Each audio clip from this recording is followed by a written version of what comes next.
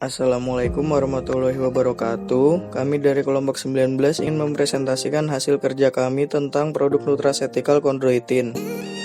Berikut adalah anggota kelompok kami. Poin pertama yang akan kami bahas adalah nama bahan nutraceutica.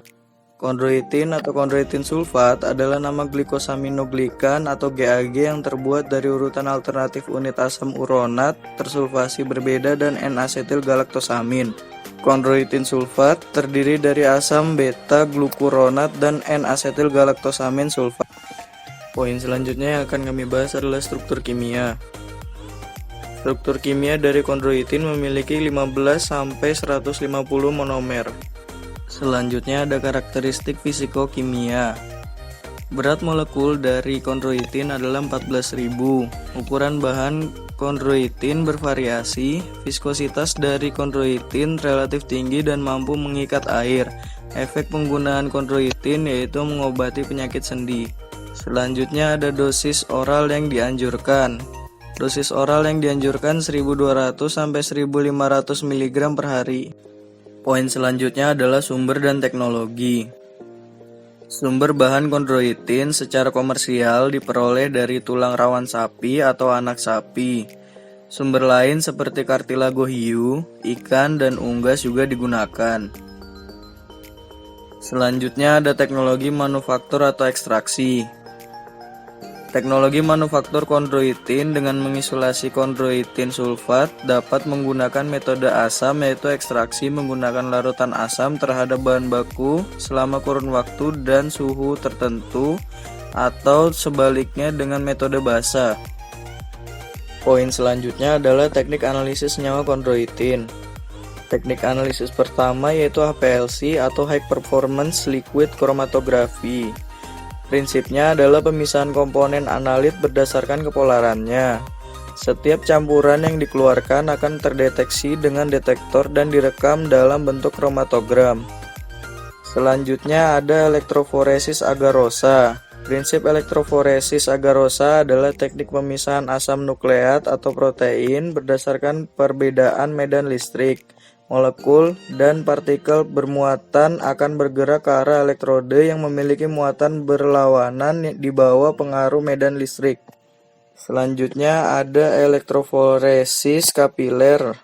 Merupakan metode elektroforesis yang digunakan untuk memisahkan asam amino, protein, lipid, karbohidrat, dan nukleotida dengan resolusi tinggi yang dilakukan pada pipa kapiler berisi buffer. Poin selanjutnya adalah level keamanan atau GRAS notice. Chondroitin yang memenuhi spesifikasi dan sesuai dengan Good Manufacturing Practice atau GRAS pada tingkat penggunaan mulai dari 50-200 mg per porsi atau sesuai dengan jumlah referensi yang ditetapkan yang biasa dikonsumsi. Poin selanjutnya adalah data toksisitas atau LD50. Untuk lebih lengkapnya bisa dilihat pada tabel.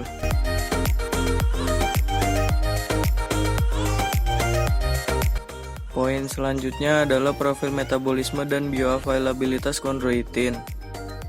Pada data pertama, physiological levelnya not applicated, dietary levelnya not applicated, nama metabolitnya itu polisakarida dengan berat molekul rendah. Pada data 2, physiological levelnya not applicated, dietary levelnya not applicated, dan nama metabolitnya chondroitin 4 sulfat. Selanjutnya adalah data outcome uji klinik. Hasil utama adalah penyempitan ruang sendi dengan hasil sekunder berupa penilaian nyeri dan fungsi menggunakan indeks WOMAC. Studi ini menunjukkan terjadinya penyempitan ruang sendi yang signifikan yaitu 0,14 mm pada kelompok placebo selama 2 tahun dibandingkan dengan tidak ada perubahan pada pasien yang menerima chondroitin, yang menunjukkan perbedaan yang signifikan antar kelompok. Poin selanjutnya adalah efek samping. Chondroitin merupakan suplemen herbal yang dapat menyebabkan beberapa efek samping. Di antaranya alopecia atau kebotakan, sembelit, diare, sakit perut, serta gejala kulit, dan lain sebagainya. Selanjutnya adalah bentuk sediaan chondroitin di pasaran. Sediaan chondroitin di pasaran biasanya berbentuk tablet, kapsul, dan ekstrak cair. Selanjutnya adalah profil farmakokinetika. Subjek penelitian sebanyak 20 pria sehat berusia 18-30 tahun dengan nilai tekanan darah normal atau tekanan darah sistolik 100-140 mmHg dan tekanan darah diastolik 60-90 mmHg dan detak jantung 60-80 bpm serta tidak ada nilai abnormal secara klinis dalam darah secara rutin. Subjek telah melakukan persetujuan penelitian dan dilakukan sesuai protokol.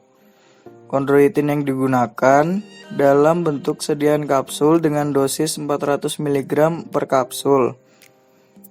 Subjek diminta untuk tidak makan dan minum kecuali air putih selama 12 jam sebelum pemberian dan hingga 2 jam setelah pengobatan dan penelitian dilakukan selama 3 hari.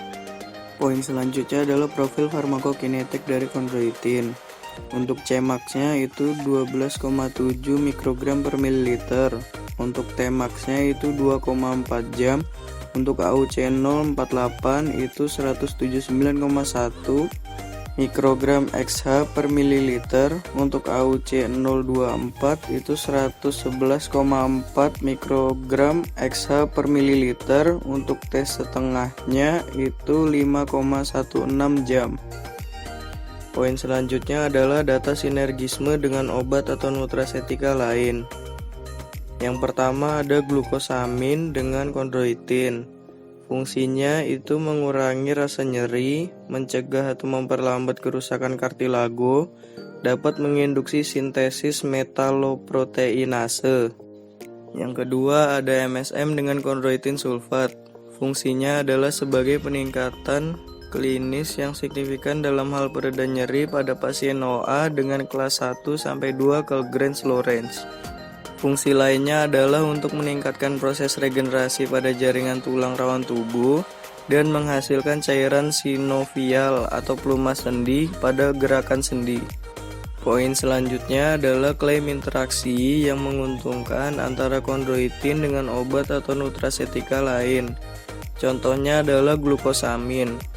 Indikasinya yaitu meningkatkan metabolisme tulang rawan dan memiliki efek anti radang, sehingga dapat memperlambat proses degeneratif osteoartritis.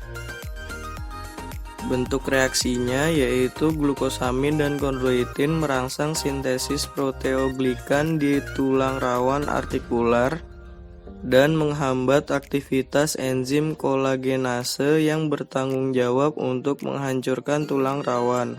Oleh karena itu, glukosamin dapat bertindak untuk meredakan gejala, meningkatkan produksi tulang rawan, dan menunda perkembangan OA.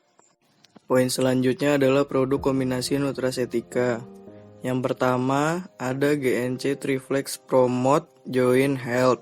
Isinya itu ada glukosamin, MSM, dan hyaluronik. Fungsinya untuk menjaga kesehatan persendian. Yang kedua ada Doctor's Best Glucosamine Chondroitin MSM. Isinya ada glukosamin dan MSM. Fungsinya untuk menjaga kesehatan persendian. Yang ketiga ada Ultimate Nutrition.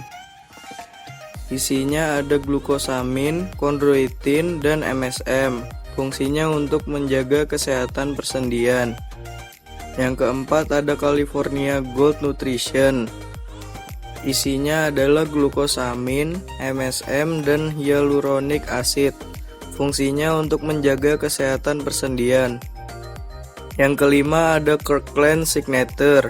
Isinya ada glukosamin dan kondroitin. Fungsinya untuk menjaga kesehatan persendian. Yang keenam ada Swanson Premium Brand. Isinya glukosamin, kondroitin, dan MSM. Fungsinya untuk menjaga kesehatan persendian. Yang ketujuh ada No Food. Isinya adalah glukosamin, kondroitin, MSM liquid, vitamin C, dan mangan. Fungsinya untuk persendian. Yang kedelapan ada Nature Plus Triple Strength Ultra RX. Isinya adalah glukosamin, MSM, vitamin C, mangan, seladrin, dan black cherry. Fungsinya untuk kesehatan persendian. Yang kesembilan ada Swanson K-glukosamin, kondroitin, dan MSM. Isinya glukosamin, kondroitin, MSM, vitamin C, dan kalsium. Fungsinya untuk masalah persendian. Yang ke-10 ada Blackmore's Joint Formula Advance. Isinya adalah kondroitin, glukosamin, mangan, dan boron. Fungsinya untuk kesehatan persendian. Berikut adalah referensi yang kami gunakan.